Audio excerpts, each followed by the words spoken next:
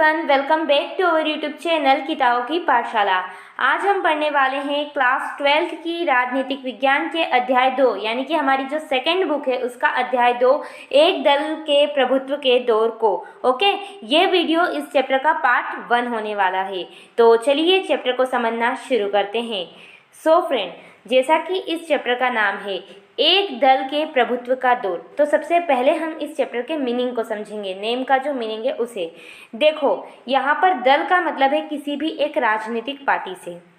राजनीतिक पार्टी मतलब बीजेपी, कांग्रेस, भारतीय जनसंघ पार्टी, भारतीय जनता पार्टी, ये सारी, बसपा, ये सारी पार्टी क्या है? एक राजनीतिक दल है, एक दल है। ओके, और प्रभुत्व का दौर है का मतलब है कि उस राजनीतिक पार्टी का एक ऐसा टाइम जब वही पार्टी हमेशा जीतती आई। तो इस पूरे चैप्टर में हम एक ऐसी पार्टी के बारे में पढ़ रहे होंगे जो लगातार कुछ वर्षों तक जीतती गई। ओके, और वो पार्टी है कांग्रेस। यानी कि जब हमारा देश आज़ाद हुआ और हमारे देश में लोकतांत्रिक सरकार बनाई गई तो कुछ वर्षों तक हमेशा पूरे के पूरे भारत में हम एक तरीके से कह सकते हैं कांग्रेस ही जीतती रही। तो बस हम यही देखेंगे कि ऐसे क्या कारण थे जिससे कांग्रेस जीती, कांग्रेस के प्रभुत्व का जो ये दौर है ये क्यों बना। तो हम डिटेल से कांग्रेस के प्रभुत्व के बारे में पढ़ रहे होंगे। और साथ ही हमने जैसे कि पार्ट 1 का मतलब है हमारा जो चैप्टर 1 था, चैप्टर 1 का नाम था हमारा राष्ट्र निर्माण की चुनौती। तो उसमें हमने पढ़ा था कि जब हमने देश का, हमारे भारत का सुव्यवस्थित निर्माण करने की तैयारी की, यानी कि राष्ट्र के निर्माण करने की तैयारी की, तो हमारे सामने 3 समस्याएं, 3 मुख्य चुनौतियाँ आई।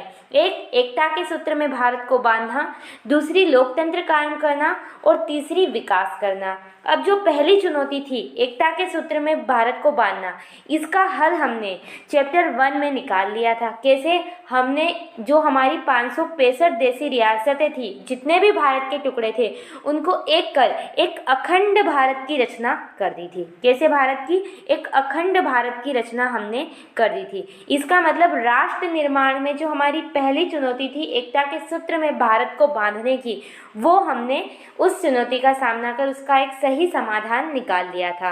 अब दूसरी चुनौती हमारे सामने थी लोकतंत्र कायम करने की, और मैंने वहाँ कहा था कि हम इस चुनौती के बारे में डिटेल से अपने चैप्टर 2 यानी कि इस चैप्टर एक दल के प्रभुत्व के दौर में पढ़ेंगे। तो बस कांग्रेस के साथ साथ हम सबसे पहले ये पढ़ेंगे कि लोकतंत्र कायम कैसे हुआ, और फिर हम समझेंगे कि कांग्रेस ही क्यों जीतती गई और कांग्रेस का वर्चस्व ही क्यों रहा। तो चलिए शुरू करते हैं।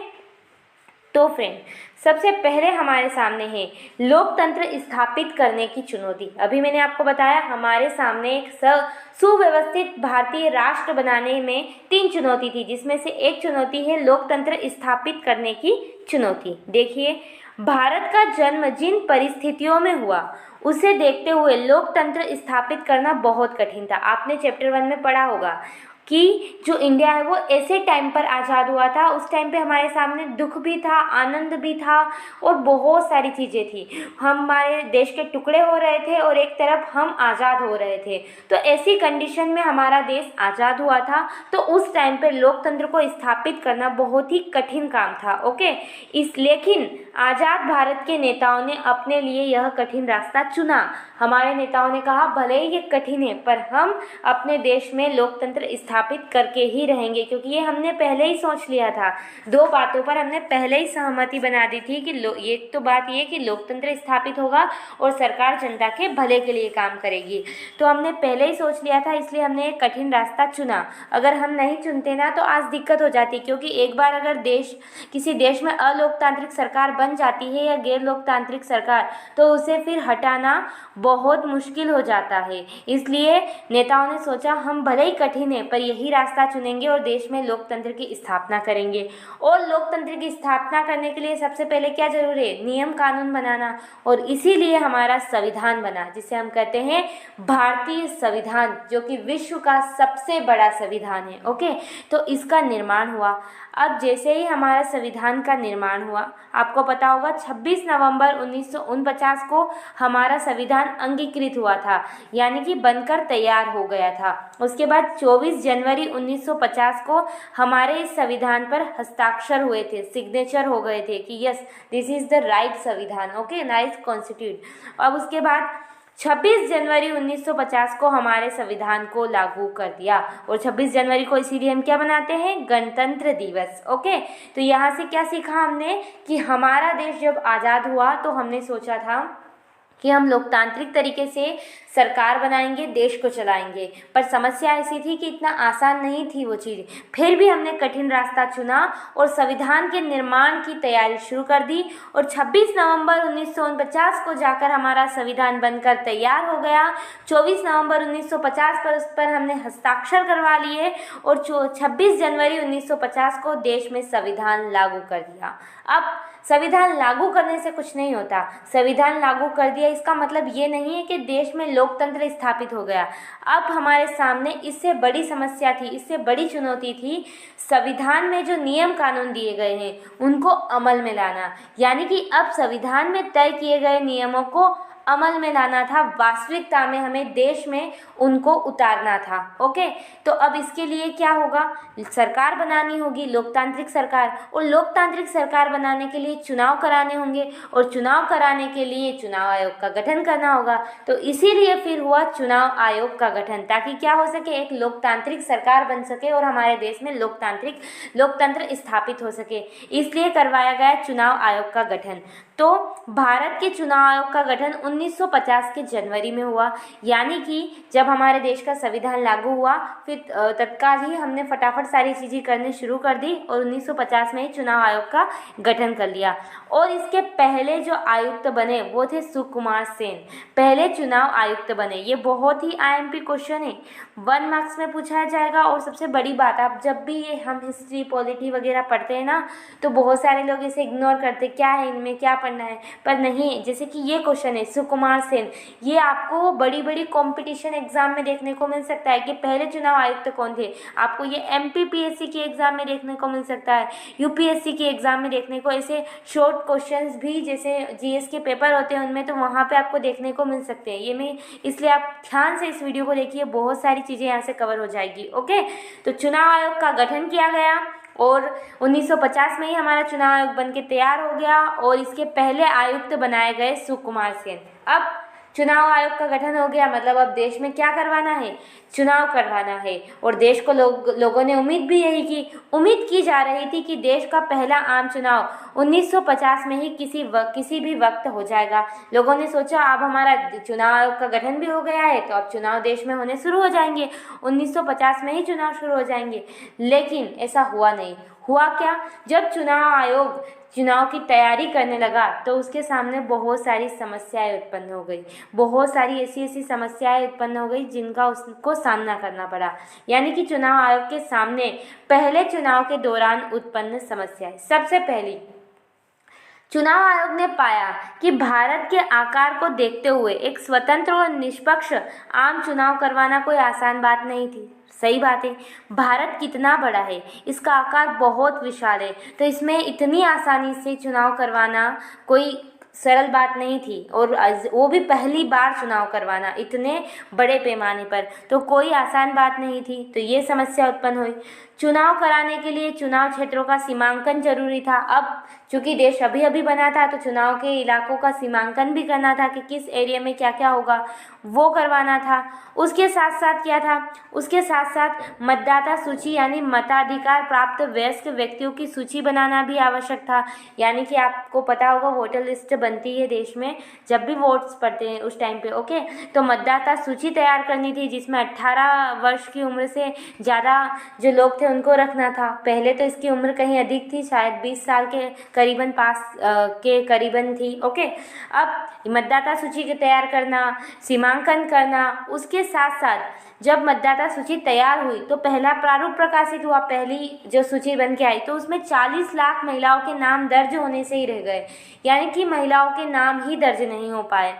और अगर नाम हो भी पाए तो किस तरीके से लिखे नाम, महिलाओं को अला की बेटी, फला की बीबी के रूप में दर्ज किया गया। यानी कि अगर किसी महिला का नाम मान लीजिए गीता है तो गीता की जगह अला की बेटी का मतलब है गीता के पति का नाम लिख दिया, गीता के पापा का नाम लिख दिया, किसकी बेटी। अब इससे क्या पता चलेगा, तो इस तरीके से महिलाओं के नाम लिखे गए। अब ऐसी स्थिति में इन सबको डबल से इन सब कुछ चीज़ों को कराना, यानी कि पुनरावलोकन करवाना हिमालय पर चढ़ने जैसा काम हो गया, हिमालय पर चढ़ने जैसा दुष्कर्म काम हो गया। अब ये सारी समस्याएं किसके सामने, चुनाव आयोग के सामने उत्पन्न हो गई। चुनाव आयोग का इसका सामना करना था, इन सारी समस्याओं का। ओके, उसके साथ साथ देखो उस समय यूरोप के बहुतेरे देशों में महिलाओं को मताधिकार नहीं मिला था।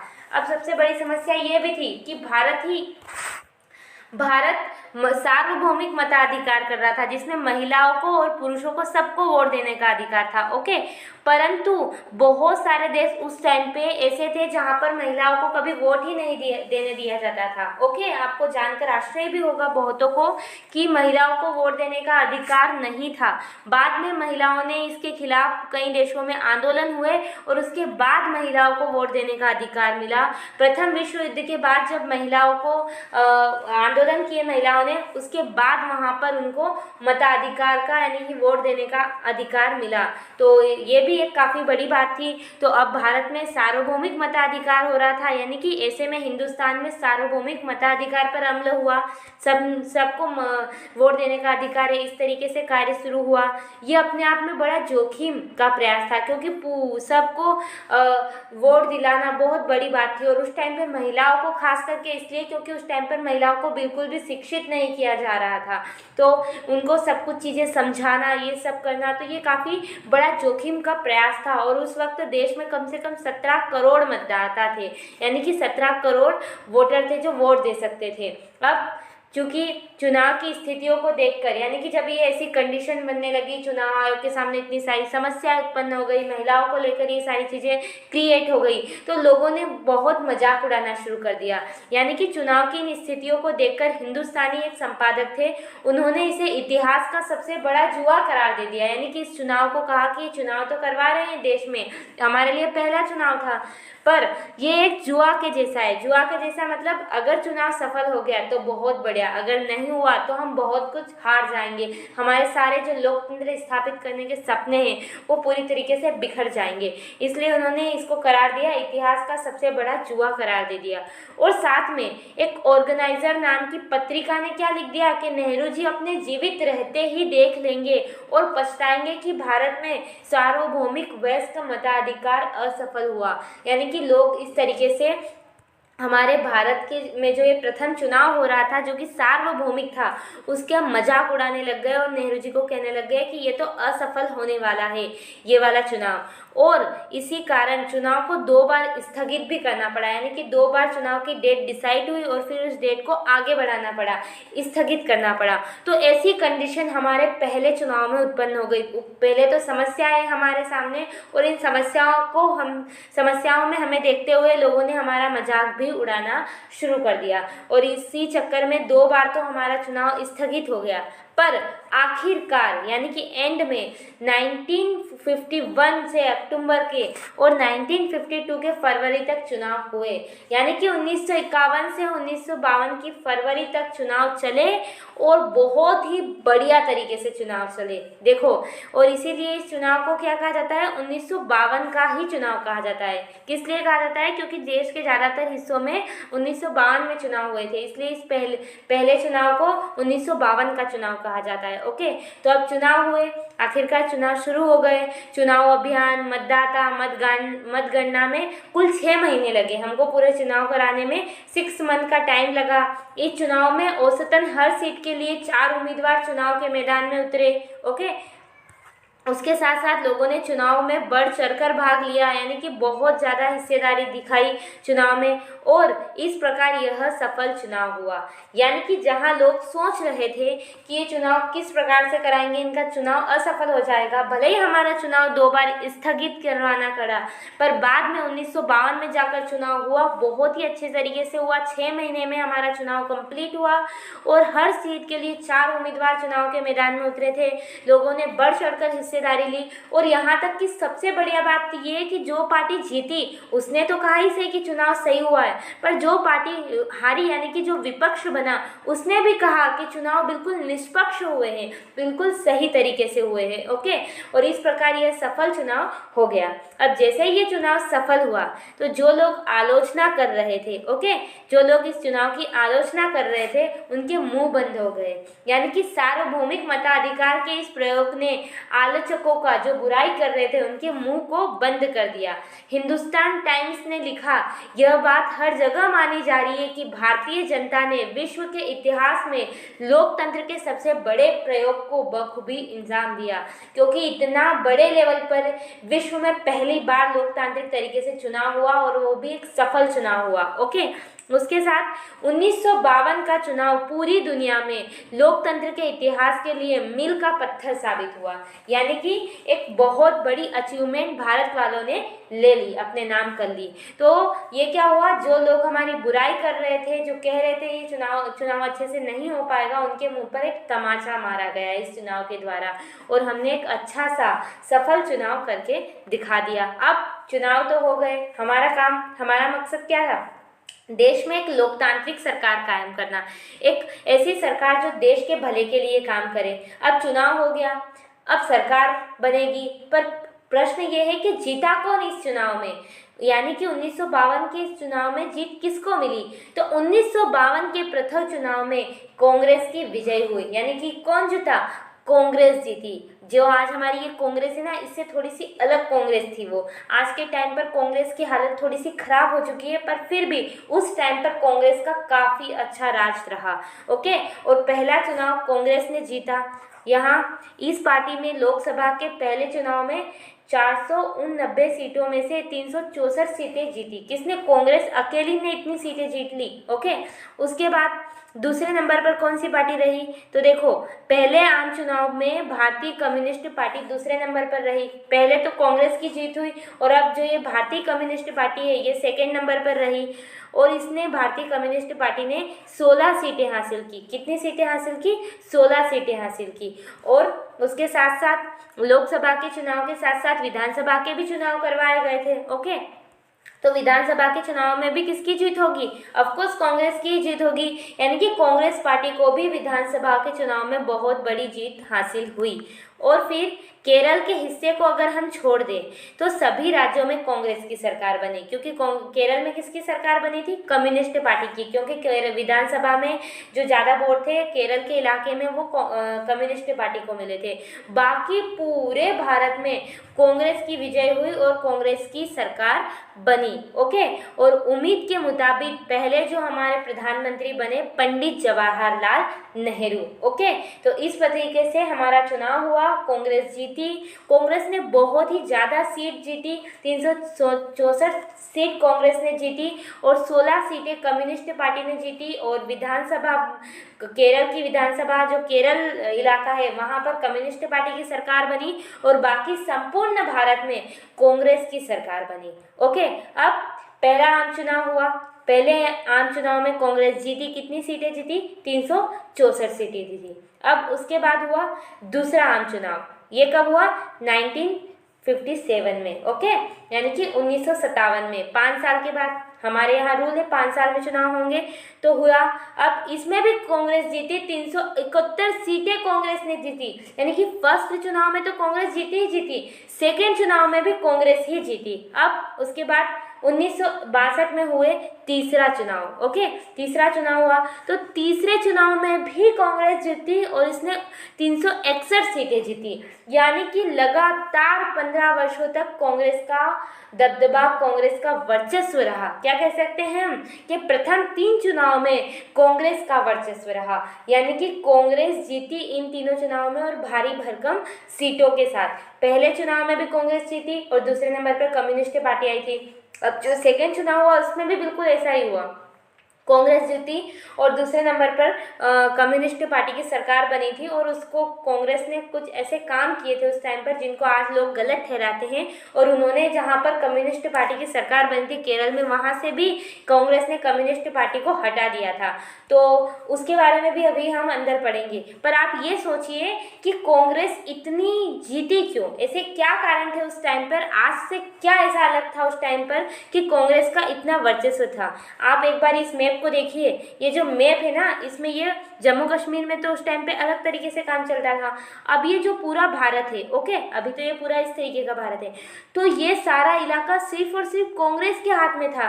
केवल और केवल ये केरल का इलाका है ना, यहाँ पर ये भारतीय कम्युनिस्ट पार्टी जीती थी। अभी इसके बारे में हम पढ़ेंगे।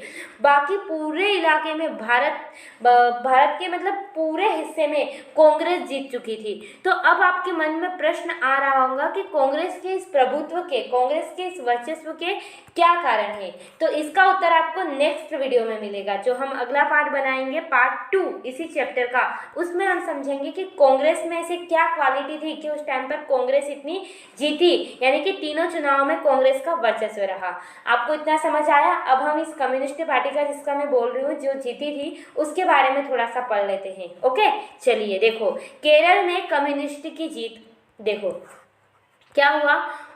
आप यहाँ पर 1957 जो है वहाँ पर विधानसभा में केरल में कम्युनिस्ट पार्टी की सरकार बनती है और जो राज्यपाल होते हैं वो कम्युनिस्ट पार्टी के विधायक दल के नेता MS नबीरुद्दीन पद को सरकार बनाने का न्योता देते हैं। ऑफकोर्स जिसकी पार्टी, जिसकी सीटें ज़्यादा होंगी वो जीतेगा। और केरल में कम्युनिस्ट पार्टी जीती और राज्यपाल ने इन्हें सरकार बनाने का न्योता भेजा। अब सरकार बनाने का न्योता भेजा। अब ये जो दुनिया में पहला अवसर था जब कम्युनिस्ट पार्टी की सरकार को लोकतांत्रिक चुनाव के जरिए बनी थी। ओके, वरना कम्युनिस्ट पार्टी लोकतांत्रिक सरकार के जरिए कभी नहीं बनी थी इतना मतलब इस लेवल तक। और आज पहली बार लोकतांत्रिक चुनाव के जरिए जो ये कम्युनिस्ट पार्टी थी ये बनी थी। अब केरल में सत्ता, अब हुआ क्या, देखो कम्युनिस्ट पार्टी की सरकार बनी पर केरल में सत्ता से बेदखल होने, यानी कि क्या किया कांग्रेस ने, कांग्रेस जो केरल में सत्ता से बेदखल हो गई थी, कांग्रेस पार्टी,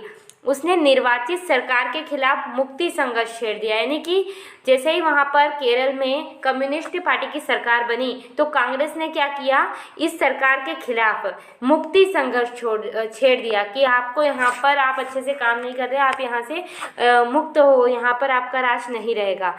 और क्या कर दिया, 1959 में केंद्र की कांग्रेस सरकार ने संविधान के अनुच्छेद 356 के अंतर्गत केरल की कम्युनिस्ट सरकार को बर्खास्त कर दिया, यानी हटा दिया। अनुच्छेद 356 का प्रयोग किया और इस तरीके से कांग्रेस ने वहां से केरल की सरकार, जो केरल में बनी थी वास्तविक सरकार कम्युनिस्ट पार्टी की, उसको हटा दिया। अब ये गलती कर दी किसने, कांग्रेस ने। आज सब इस चीज़ के लिए कांग्रेस को ताना सुनाते हैं। ओके, तो ये काम कांग्रेस ने वहाँ पर कर दिया। अब इससे क्या हुआ, एक बड़ा विवाद खड़ा हो गया। ओके, यह फैसला बड़ा विवादास्पद साबित हुआ, यानी कि ये फैसला बड़ा विवाद वाला हुआ। संविधान प्रदत्त आपातकालीन शक्तियों के दुरुपयोग के पहले उदाहरण के रूप में बार बार इसका प्रयोग किया जाता है, यानी कि इसका बार बार प्रयोग किया जाता है कि कांग्रेस ने अपनी शक्तियों का दुरुपयोग किया। ओके, अब यहाँ पर एक आप चित्र देख सकते हैं, ये वाला। तो ये कौन है, ये जो कम्युनिस्ट पार्टी के लोग थे वो आंदोलन कर रहे हैं, यानी कि अगस्त 1950 में अपने मंत्रालय को बर्खास्त किए जाने के बाद ये उधर का इलाका है दक्षिण भारत का, वहाँ पर कम्युनिस्ट पार्टी के कार्यकर्ताओं के प्रदर्शन का नेतृत्व करते एम.एस. नबरुद्दीन, यानी कि ये एम.एस. नबरुद्दीन थे जो नेतृत्व कर रहे थे इस चीज़ का कि कांग्रेस ने हमें बिना किसी कारण के बर्खास्त कर दिया, हटा दिया। ओके, तो ये कांग्रेस ने एक चीज़ की, एक गलती की थी ओके उस टाइम पर, जिसका उसे खामियाजा बाद में भुगतना पड़ा। तो ये चीज़ आपको समझानी थी, ये स्पेशली आपकी जो एनसीईआरटी है उसमें दिया हुआ था, तो इसलिए मैंने आपको एक्सप्लेन कर दिया। अब आपको क्या चीज़ें यहाँ पर पूरा समझाया गया पूरा वीडियो में, वो मैं आपको एक बार क्लियर कर देती हूँ। देखो, सबसे पहले हमने समझा कि हमें संविधान बनाना था, लोकतंत्र कायम करना था, तो 26 जनवरी 1950 को हमारा संविधान लागू हुआ। उसके बाद 1950 में चुनाव आयोग का गठन किया हमने, चुनाव करवाने थे, हमें सरकार बनानी थी, और फिर 1952 में हमारा एक सफल चुनाव हुआ और सरकार बनी, कांग्रेस की जीत हुई उसमें और एक लोकतांत्रिक सरकार बन गई। लोकतांत्रिक सरकार 1952 के बाद 1957, 1962 में भी कांग्रेस की सरकार बनी और तीनों प्रथम चुनाव में केवल और केवल कांग्रेस का वर्चस्व रहा। अब हम अगले वीडियो में देखेंगे कि कांग्रेस का वर्चस्व रहने के क्या कारण थे। तो आई होप आपको आज का ये वीडियो पसंद आया होगा। अगर पसंद आया हो तो वीडियो को लाइक कर देना, शेयर कर देना एंड अपने फ्रेंड्स के साथ, और साथ में कोई भी क्वेरी हो तो हमें कमेंट बॉक्स में ज़रूर लिख देना। धन्यवाद।